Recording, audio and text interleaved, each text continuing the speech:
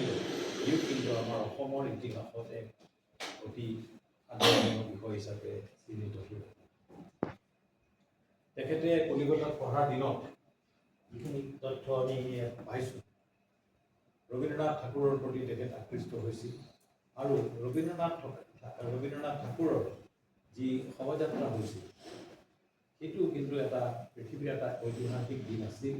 সেই ঐতিহাসিক দিনটোত এই যে যাত্ৰীসকলৰ মাজত তেখেতো গৈছিল ইও কিন্তু এই তথ্যটো আমাৰ কাৰণে অতিশয় প্ৰয়োজনীয় তথ্য। আমি নাজানিলোহেঁতেন যদি এই গ্ৰন্থখনত এইধৰণে লিপিবদ্ধ নহয়।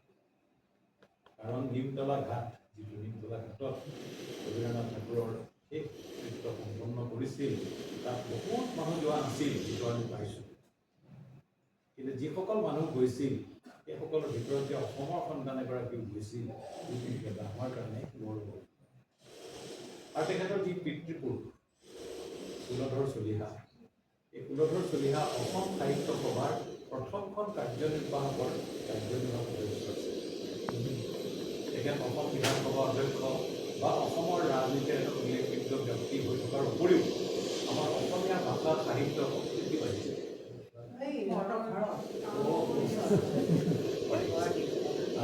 গতিকে এইটো কিন্তু আমাৰ কাৰণে অতিশয় এটা আমি স্মৰণ কৰিবলগীয়া এটা বিষয়।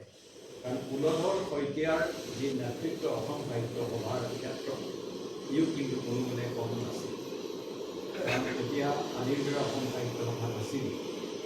অসম সাহিত্য সভা কিছুসংখ্যক মুষ্টিমেয় মানুহৰ সহযোগিতাতে প্ৰতিষ্ঠা লাভ কৰিছিল। শিৱসাগৰ 1917 চনত হৈছিল আৰু তাৰ পূৰ্বে যোৰহাটত যি বিষ্ণুৰাম বৰুৱা হল তাত অসম সাহিত্য সভাৰ আনুষ্ঠানিকভাৱে গঠন হোৱাৰ পূৰ্বেই আচলতে সভা গঠন হৈছিল আৰু তাত